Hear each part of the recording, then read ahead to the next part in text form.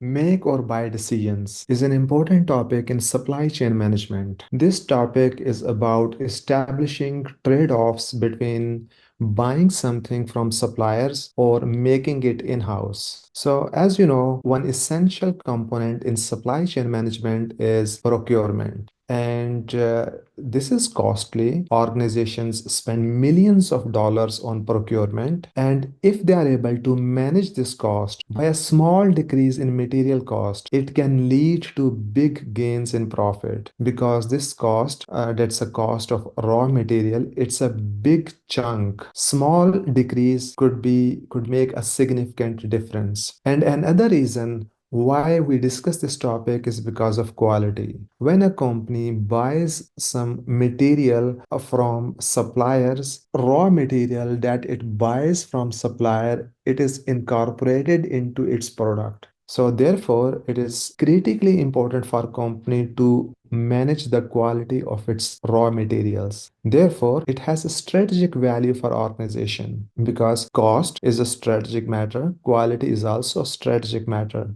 There are some lenses to understand these type of decisions. The first one is vertical integration, and then there are some advantages and disadvantages of make or buy decisions, and then supply based rationalization. If you already have a number of suppliers, how to manage them. We start with vertical integration. So the idea of vertical integration is, let's say this is a focal company, and this focal company is buying raw material from different suppliers, and these are suppliers. These raw materials are converted into a finished product. This part of supply chain is called as upstream supply chain, and this part of supply chain where there can be distributors, retailers, or other entities is called as downstream supply chain. So vertical integration is that when this company, the focal company, manufacturer, acquire control of few entities or the whole upstream supply chain, or a few entities or the whole downstream supply chain. That is called as vertical integration. And there are two types of vertical integration. One is called as forward integration, that's about downstream supply chain, and backward integration, that's about upstream supply chain. So in forward integration, when a company acquires control of the downstream supply chain, that is called as forward integration, which means other entities here, distributors, retailers, and when company acquires them or starts doing these activities itself, that is called as forward integration. For example, Apple has its own retail stores, so that would be an example of forward integration. And then there is backward integration, whereby the company, which means the focal company, it acquires control of upstream entities in the supply chain, which means it either acquires them or maybe it starts doing that business itself. So that would be backward integration. So one example of backward integration is, for example, many food chains. For example, McDonald's, if they start producing their own potatoes, potato is an important raw material, that would be backward integration. There are some benefits and potential limitations of vertical integration. One of the benefits is it allows the company to have a greater control of the supply chain, because when a company is vertically integrated, which means it is producing those components, it means it has greater control on the supply of raw material, and therefore it has greater control of supply chain. And when a company has greater control of the supply chain, it is less dependent on the supplier. It means there is reduced uncertainty. It can also lead to cost saving through the elimination of intermediaries, that other entities in the supply chain can be eliminated when a company start doing these things itself. And then there are reduced chances of knowledge spillover. In a traditional supply chain, when an organization acquires services from different entities, it has to share knowledge with them. And whenever you are sharing knowledge with other entities, there is always a risk of knowledge spillover. However, when a company goes for integration, vertical integration, then other parties are not involved because the company, the focal company, is doing all these things itself, then the chances of knowledge spillover become irrelevant. There is also a case against vertical integration, which means there are some reasons organizations should not do vertical integration. And one of the reason is that a focal company should focus more on its core capabilities. And that's exactly what Apple does. Apple has its core competences in design. Its design part is produced in California and manufacturing is done in China by Foxconn. So that allows these companies to focus on their core capabilities, on their core processes. It also allows companies to take advantage of suppliers who have a relative advantage in producing those components. So if someone is better at doing one job, let them do that. Take advantage of their capabilities, of their expertise, competencies, and it also allows company to convert fixed cost into variable cost. Idea for this one is that if a company goes for vertical integration and it starts developing its own setup, it spends a huge amount on developing infrastructure. So that will be a big spending that belongs to fixed cost category. But on the other hand, if the focal company, does not go for vertical integration and keeps procuring material from the supplier, then it's only paying for the variable cost plus some other expenses. Now, here's an example of Tesla, which is the epitome of vertical integration. It is the best example of a company vertically integrated. One of the key component in electric vehicles is a battery. Tesla has its own gigafactory that produces batteries, and then it also has its own in-house software production. Software that are used for cars. Tesla makes the software itself, and then induction motor, the key component that converts chemical energy from batteries into motion. That's induction motor. Tesla makes its own induction motors. And then powertrain, that's a power supply system. Tesla does it itself. And then seats manufacturing. Tesla has its own seats manufacturing facility at the Fremont plant. And then assembling. And then finally, online selling. While competitors of Tesla, they usually have dealership model. And then artificial intelligence for autonomous vehicles. Tesla is increasingly growing into an AI company whereby every time Tesla cars are moving, they are collecting data from roads, and that data is used to further refine maps and products. And Tesla is also seeking an active role in lithium mining. So, this is the best example of a vertical integrated company. While most other companies, they only do this thing, that's assembling. Therefore, it is a vertically integrated company. When organizations consider about make or buy decisions, what factors they should consider? The very first thing is lead time, which means if they buy or if they procure from their suppliers, what would be lead time? And if they start manufacturing these components, then what would be the effect on lead time? If lead time can be reduced by producing these components in-house, then that makes a case in favor of vertical integration. Then cost differences. That's what is the cost of in-house production and outsourcing. Sometime in-house production could be beneficial, sometime suppliers are more efficient. Cost difference would always remain an important parameter in these decision makings, and quality of product. If suppliers are more proficient, they have capabilities and they can produce good quality product, then there is no need for vertical integration. For example, Nvidia makes very good processors. All companies, whether it's automobile companies, artificial intelligence companies, computing companies, they all need processors. Now, they would look into this matter.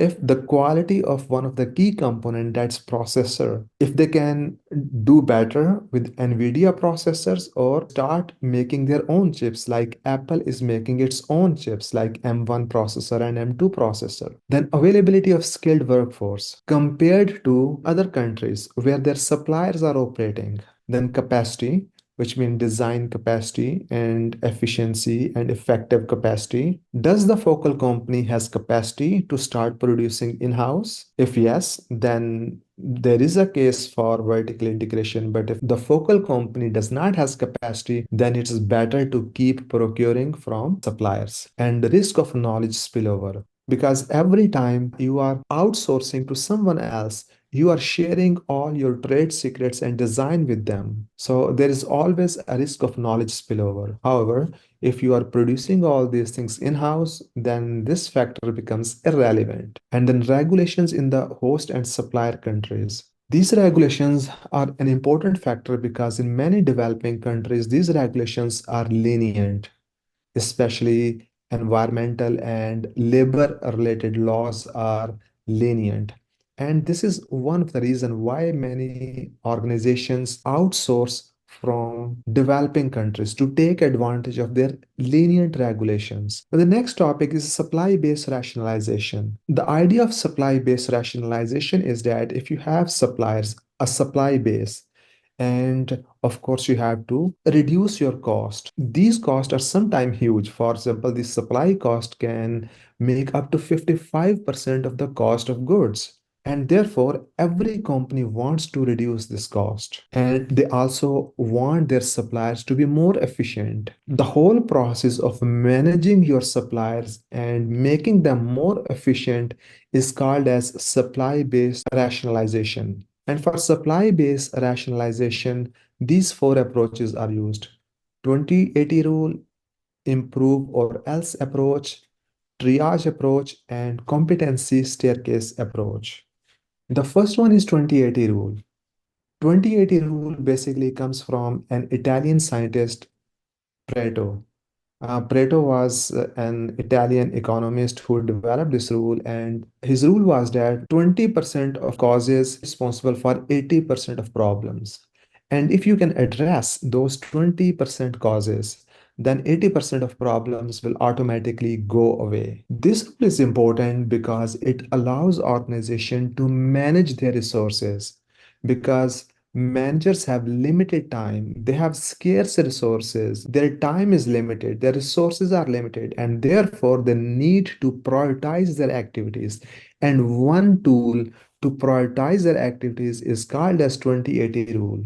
It means that identifying 20% of causes that are responsible for 80% of problems. And the criteria, there are two criteria that are used for 20-80 rule. One is amount of business that a supplier is getting and quality.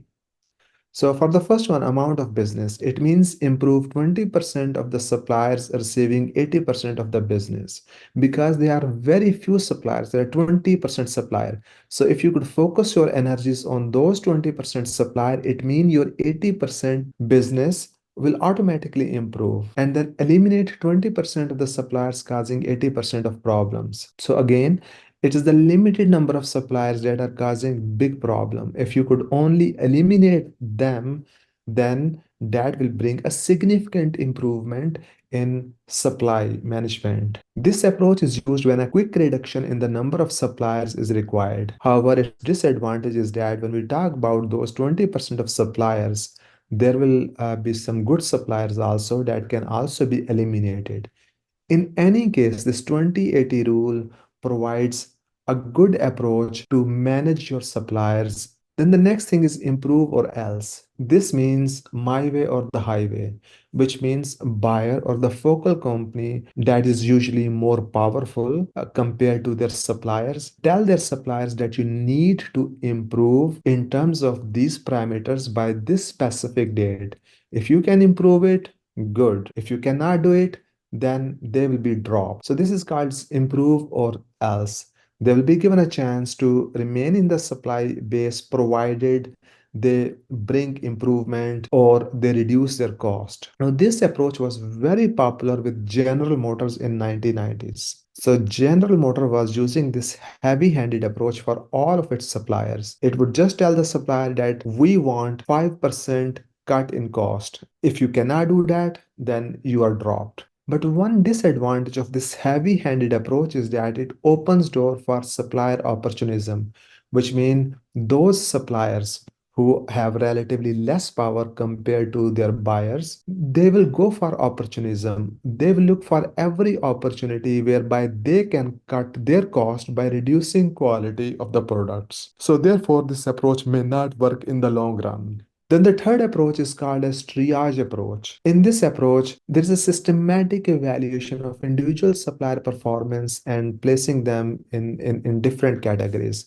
So this is exactly the approach that's also used in hospitals or in emergency when there are many patients and there are limited staff and doctors. So they use this triage approach, which means they would categorize different patients according to their needs. In this approach, suppliers that show marginal performance and are incapable of meeting requirements are candidates for immediate removal from the supply chain. And the second category is of those who do not consistently meet requirement, but they have potential. So the buyer will spend more time on these suppliers to improve them. And the last one category is of high quality and capable suppliers, which are world-class suppliers. They do not need any improvement. They know how to do their job. These are candidates for establishing collaboration and strategic alliance. Now, here is an example. For example, here is a commodity A and then another commodity, and this is a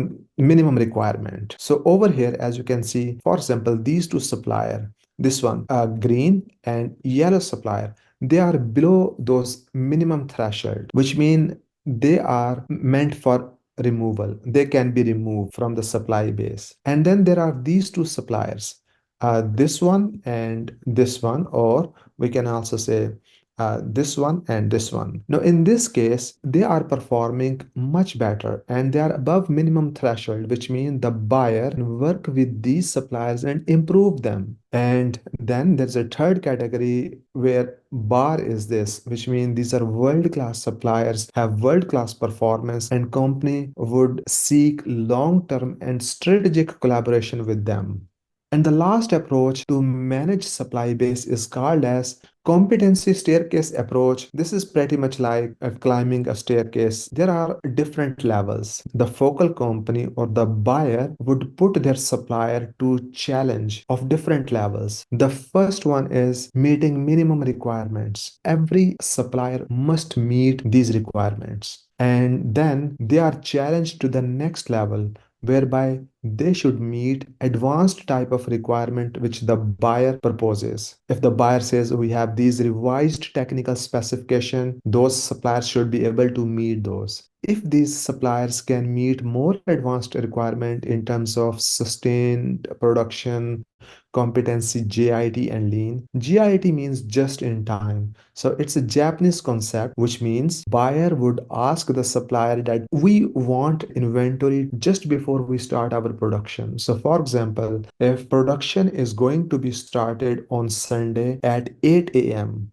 the requirement is that supplier needs to provide all the required component on Sunday at 7 a.m. approximately, which means almost exactly the same time when the production at buyer's facility is going to be started, so that buyer does not need to hold inventory of the supplier. And lean, which means your processes do not have any type of waste. So there's a growing level of challenge. And again, the idea is because a buyer is spending too much resources on their supplier, they want to manage it, they want to cut cost, and therefore their suppliers are subjected to increasing challenge. And as you can see here, each hurdle results in fewer suppliers, leaving behind only the most capable and motivated suppliers. So these are four approaches that are usually used to manage suppliers.